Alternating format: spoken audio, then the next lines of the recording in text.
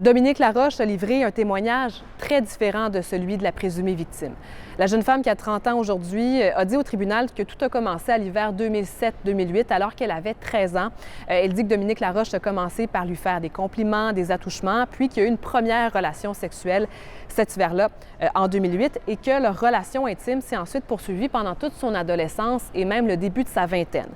Or, Dominique Laroche a plutôt affirmé que c'est elle qui lui a fait des avances en 2014, donc 7 ans plus tard, alors qu'elle avait 20 ans, et que c'est elle qui, un matin, s'est glissée dans son lit et lui a fait une fellation. Il a dit à la juge « Je suis un adulte consentant, j'ai quelqu'un qui s'approche, qui est un adulte aussi, qui est libre de ses choix, qui vient me rejoindre dans mon lit, je ne refuse pas les avances. » Leur relation intime s'est ensuite développée. Dominique Laroche affirme qu'elle était consensuelle et même débridée.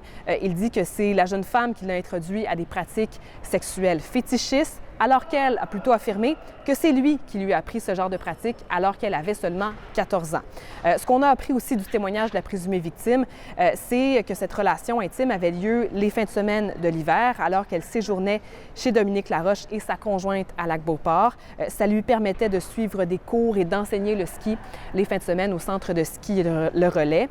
Or, Dominique Laroche a longtemps parlé aujourd'hui de son emploi du temps durant cette période-là. Il a dit que son travail entre 2007 et 2010 l'amenait souvent à être à l'extérieur de la maison, justement, les fins de semaine.